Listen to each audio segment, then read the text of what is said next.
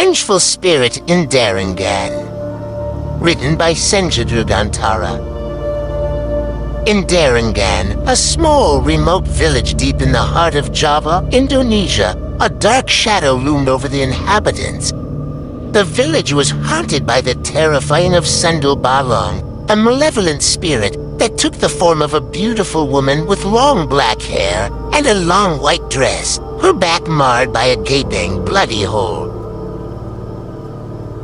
Sundel Bolong would roam Darungan streets at night, her eerie wails filling the air as she searched for her next victim. Her target, babies that had just been born, whom she would snatch away, never to be seen again.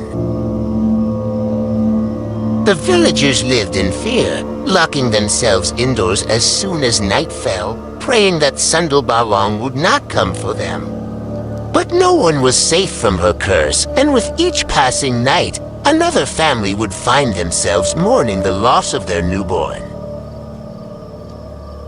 Desperate for salvation, Darungan elders sought the help of an esteemed Islamic cleric, Kiai Hazen, known for his deep knowledge of the Holy Quran and his unwavering faith. Armed with verses from the Holy Book, Kiai Hazen ventured into the heart of the village, ready to confront the vengeful spirit that tormented the villagers. As the night fell and darkness enveloped Darungan, Sundel Bolong emerged from the shadows, her unearthly cries piercing the silence. Kiai Hazen stood firm, reciting verses from the Quran, his voice a beacon of light against the darkness. But Sundel Bolong was not easily defeated. With a wave of her hand, she unleashed a wave of dark energy, sending Kiai Hazen flying backwards. Undeterred, the cleric continued his recitation, his faith unwavering.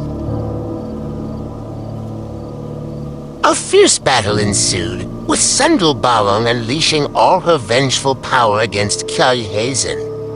But the cleric remained steadfast, his verses a shield against the ghostly onslaught.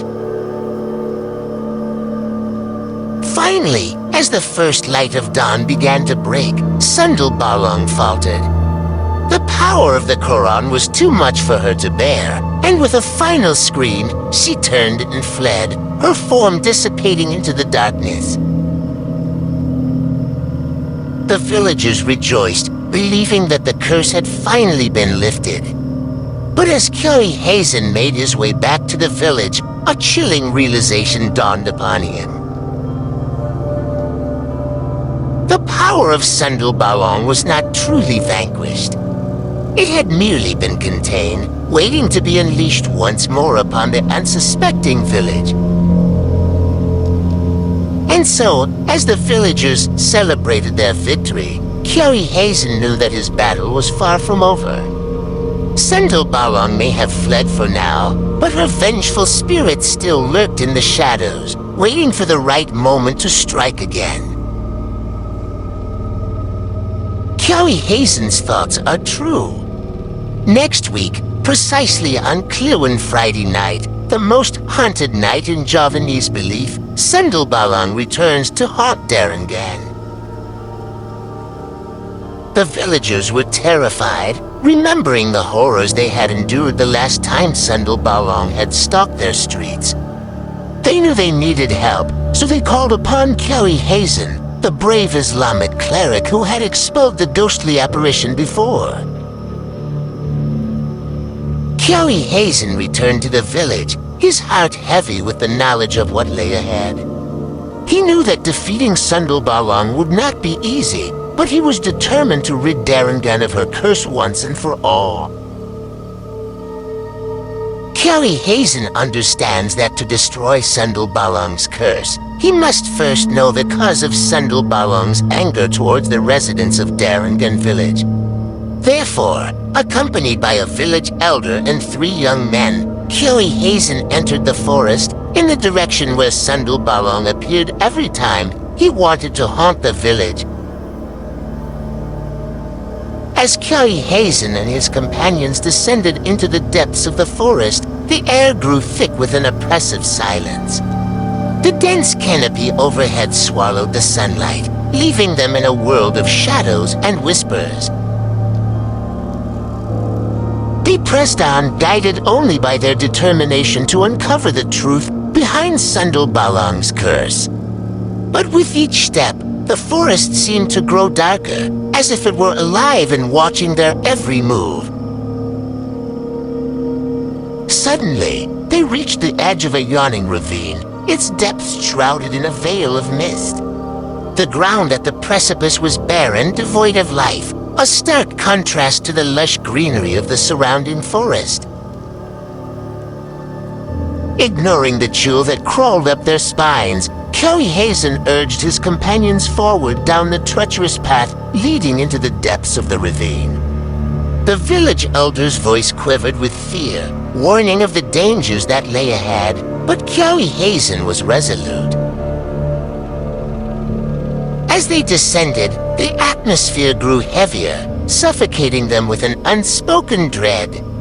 And then they stumbled upon the gruesome sight that would haunt their nightmares for eternity. At the bottom of the ravine lay two skeletal, their bones intertwined in a final embrace. A woman's form, forever frozen in an agonized embrace, cradled the smaller skeleton in her arms. It was Embar, the village woman who had vanished without a trace.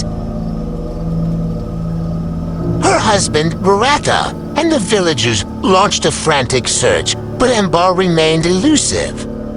Desperate for solace, Barata eventually left for the town to drown his sorrows, leaving behind a village shrouded in fear and mystery. Horror gripped their hearts as they realized the tragic fate that had befallen Embar and her children. But even as they recoiled in horror, a chilling presence enveloped them, suffusing the air with malevolence. A mournful wail echoed through the ravine, reverberating off the walls of the forest. And then, emerging from the shadows, came Sundel Bolong, her hollow eyes burning with fury. Kelly Hazen reads the holy verses of the Quran. He was ready for battle. With a blood-curdling shriek, Sundel Bolong descended upon them, her ghostly form twisting and contorting in a grotesque dance of death. But suddenly this terrible creature just disappeared. Kelly Hazen knew that to truly banish Sundel Bolong, justice had to be served. After returning to Darungan, Kelly Hazen gathered all the residents at the village hall. He declared that the curse would not be lifted until the perpetrator of Embar's murder was punished. After much persuasion, Jacka, a notorious village thug, finally confessed to his crime. The villagers were shocked and outraged. Tragedy struck when Embar, once the most beautiful woman in Darungan and 7 months pregnant, vanished without a trace while gathering firewood at the forest's edge. Unknown to all, Embar had fallen victim to a heinous crime. She was brutally raped and left for dead in a deep ravine. Miraculously, Embar survived the fall and gave birth to her child, but both mother and baby suffered without immediate medical aid. Tragically, the infant perished, and Embar was left to endure her suffering alone. Embar died after endured unimaginable suffering, the loss of her child, the agony of her violated body, and the anger and humiliation because of the rape. All of this twisted her soul into a vengeful spirit, Sundel Bolong. The villagers handed Jacka over to the police, and he was swiftly brought to trial. With Jacka's punishment, the curse of Sundel Bolong was finally lifted. The villagers rejoiced, grateful to Kelly Hazen for his bravery and determination. Since then, Sundel Bolong has never returned to haunt the village, and peace has once again descended upon the once cursed land.